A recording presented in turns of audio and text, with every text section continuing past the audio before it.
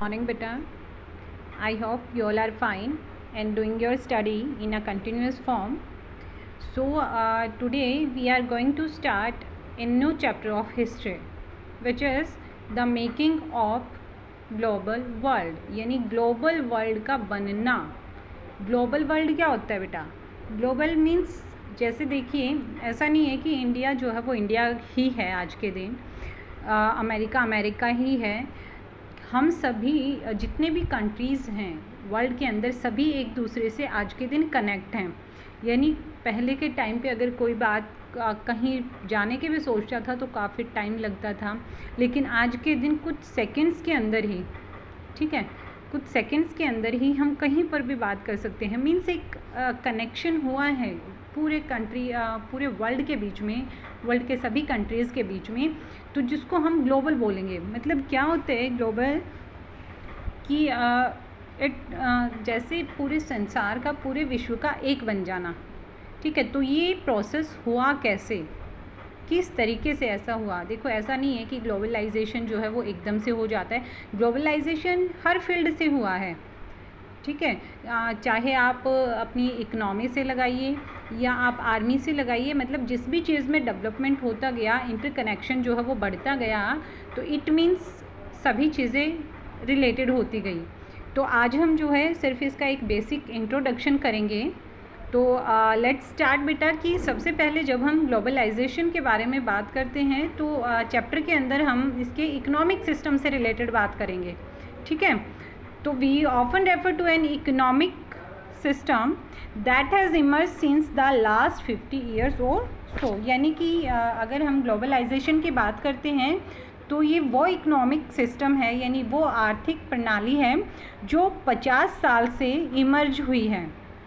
ऐसा नहीं था कि सिर्फ 50 से ही हुई है, 50 से पहले भी डेवलपमेंट जो था, ग्लोबलाइजेशन जो था वो होता रहा था. तो इस चैप्टर के अंदर जो हम बात करेंगे वो करेंगे कि जो ग्लोबल वर्ल्ड बनने का जो प्रोसेस है वो एक काफ़ी लंबी हिस्ट्री रहा है. यानी लोग जो है वो एक ही जगह पर नहीं रहे थे, लोग पहले भी आते जाते थे. आज के दिन जैसे एरोप्लेन, हेलीकॉप्टर्स, जैसे रॉकेट वगैरह हैं उनसे जाते हैं, तो पहले कैसे जाते थे? जैसे घोड़ों पे जाते थे, पैदल जाते थे. यानी प्रोसेस तब भी चल रहा था ग्लोबलाइजेशन का. ऐसा नहीं है कि तब बिल्कुल ही बंद था और एकदम से बाद में ही स्टार्ट हुआ है. तब थोड़ा दूसरे तरीके का प्रोसेस था जो टाइम कंज्यूमिंग था. आज के दिन फास्ट वे में होता है. ठीक है, तो अगर हम बात करें कि जो ग्लोबल वर्ल्ड है ये काफ़ी लंबी हिस्ट्री रही है. और किस तरीके से बना है ये ग्लोबल वर्ल्ड ऑफ ट्रेड, यानी व्यापार से. जैसे व्यापार आज भी होता है, व्यापार पहले भी होता था. ठीक है, आज के दिन जो है ट्रेडर, बहुत सारे ट्रेडर होते हैं जो हर एक दिन में मतलब आते जाते रहते हैं. पहले के व्यापारी क्या थे, चले जाते थे तो कई दिन के बाद मतलब दोबारा से आना जाना उनका होता था. ठीक है. Of migration. माइग्रेशन क्या होता है बेटा? माइग्रेशन होता है जैसे एक जगह को छोड़कर दूसरी जगह पर चले जाना. वो किसी भी रीज़न से हो सकता है, जॉब के लिए भी हो सकता है. ठीक है, फूड कलेक्शन के लिए भी हो सकता है, या फिर नेचुरल कैलामिटी की वजह से भी हो सकता है. तो माइग्रेशन जो है किसी भी रीज़न से हो सकता है. फिर है of people in search of work. जैसे काम की तलाश में लोगों को जाना. ठीक है. द मूवमेंट ऑफ कैपिटल, यानी यहाँ पे कि जो कैपिटल है इसका मतलब बेटा आएगा पूंजी, यानी पैसा. पैसे का मूवमेंट कैसे होता था? जैसे लोग जो है ट्रेडर जो था वो दूसरी जगह पर जाते हैं. ठीक है, दूसरी जगह पर जाते तो वो वहाँ की करेंसी का यूज़ करते थे. यानी जैसे अगर इंडिया वाला अमेरिका जाएगा तो क्या वो इंडिया की ही करेंसी यूज़ करेगा? नहीं, उसको कहाँ की करेंसी चाहिए होगी? अमेरिका की ही. तो इससे क्या है, मूवमेंट हुआ ना कैपिटल का, कि वो यहाँ से तो अपनी इंडिया की लेके गया, लेकिन वहाँ पे उसने उसका ट्रांसफ़र वगैरह करवाया, तभी तो वो वहाँ पे रह पाएगा. एंड मचल्स, और भी बहुत सारी चीज़ें. यानी ग्लोबल वर्ल्ड जो बनना जो है ये काफ़ी लंबा प्रोसेस रहा है और इसमें बहुत सारे चीज़ों की वजह से ये ग्लोबल वर्ल्ड बना है. जब फॉर एग्जांपल के रूप में बात करें तो ट्रेड हो गया, माइग्रेशन हो गया, वर्क काम की तलाश में लोगों का जाना हो गया, कैपिटल का मूवमेंट हो गया, और भी दूसरी चीज़ें. ठीक है, तो अगर हम इसका आज के दिन अगर हम देखें कि जो ग्लोबल इंटरकनेक्टेडनेस है आज के दिन भी है, तो इसके लिए हमें उन फेजेस को पढ़ना पड़ेगा कि जो इस वर्ल्ड में आए हैं, मतलब कौन कौन से स्तर से ये ग्लोबल वर्ल्ड बना है, एकदम से नहीं हुआ। आज के दिन हम बात करते हैं कि we are living in modern world, ठीक है, कि हम मॉडर्न वर्ल्ड या मॉडर्न टाइम के अंदर हम लोग रह रहे हैं। तो ये मॉडर्न टाइम कब आया है? टाइम तो पहले भी था ना, एकदम से तो मॉडर्नाइजेशन हुआ नहीं होगा, स्लो प्रोसेस रहा है। और अब आज के दिन आप मॉडर्न समझ रहे हो, आज से 50 साल के आगे का अगर आप सोचोगे तो और भी अधिक आपका ग्लोबलाइजेशन मिलेगा, मॉडर्नाइजेशन मिलेगा आपको। तो जैसे ही हिस्ट्री की हम बात करते हैं तो जो ह्यूमन सोसाइटी है वो इंटरलिंक रही है, यानी उनका रिलेशन रहा है एक दूसरे से।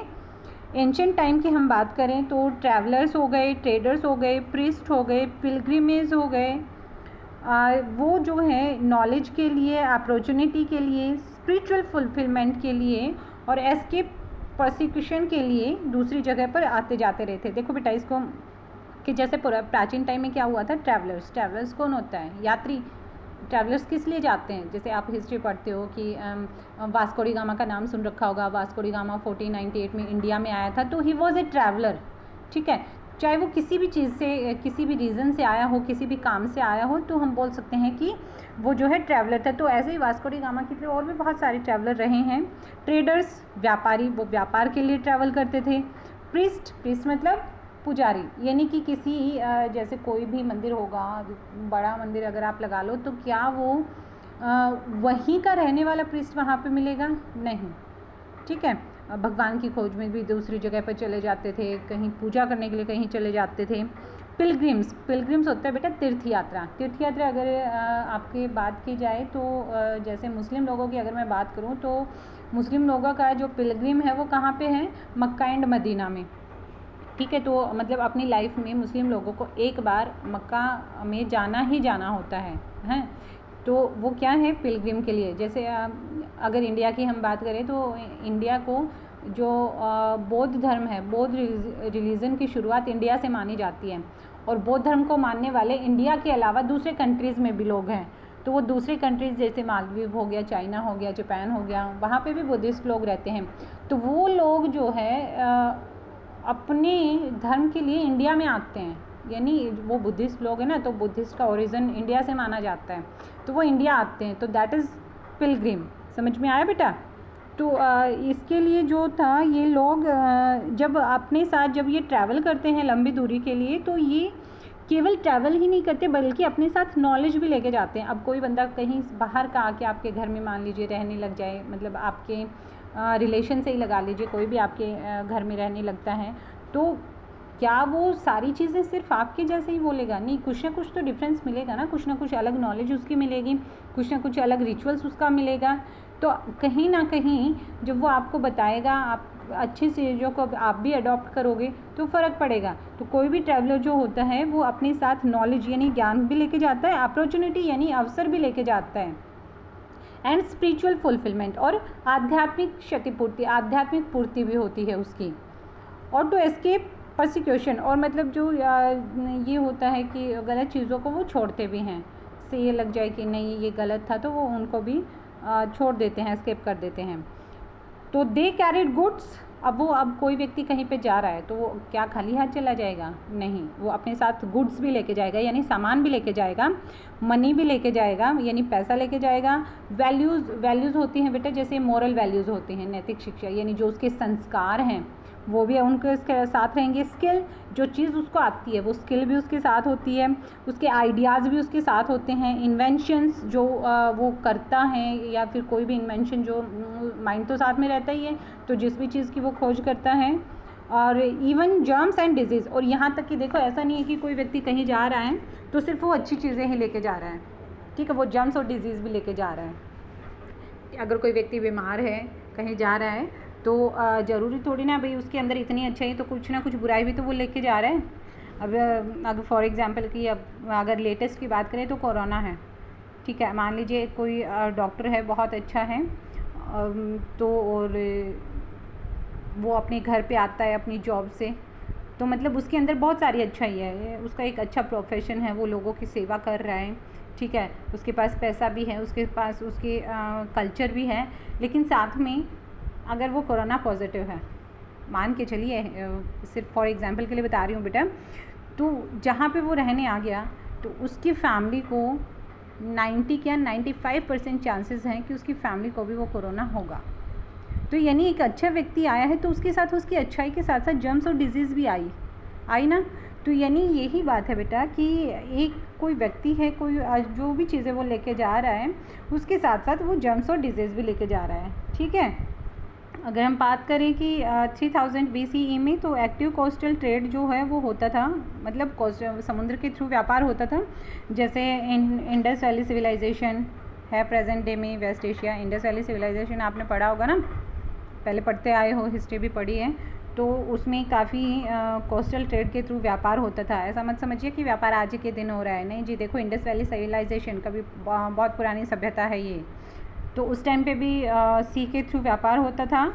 और लगभग 1 मिलियन जो मिलेनिया कोडीज़ मिली है। कोड़ी क्या होता है बेटा, सुन रखा है? कोड़ी यूँ बोलते हैं ना, 1 कोड़ी का काम नहीं करा, यानी जैसे आज के दिन रुपया है ना, बहुत पहले एंशिएंट टाइम में कोड़ी होती थी वैसे। और कोड़ी और शी शेल, यानी सी शेल वो कोड़ी को बोलते हैं।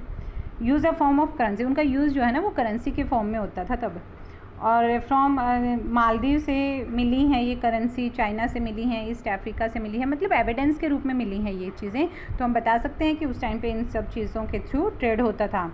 और trace as far back of 7th century, by the 13th century it had become an unmistakable link, ठीक है। तो ये आज इसका सिर्फ थोड़ा सा बेसिक इंट्रोडक्शन हम कर रहे हैं बेटा। कल जो है हम इस चैप्टर का थोड़ा थोरोली पढ़ेंगे, सिल्क रूट के बारे में पढ़ेंगे। सिल्क रूट चाइना में काफ़ी फेमस रूट था जिसके थ्रू डिफरेंट कंट्रीज़ के साथ व्यापार होता था। तो फूड ट्रैवल्स के बारे में पढ़ेंगे, कॉन्क्वेस्ट, डिजीज़ ट्रेड का पढ़ेंगे, और जो हम इसके अंदर वर्ल्ड वॉर का भी रोल आएगा। 2 वर्ल्ड वॉर हुए हैं, आप सभी जानते होंगे अच्छे से। पहला 1914 to 1918 और सेकंड कब था बेटा, 1938 to 1945, 7 ईयर्स तक चला था।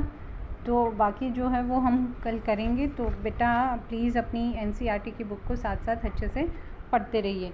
If you have any problem, any doubt, you can contact me at any time. Thank you and have a nice day बेटा।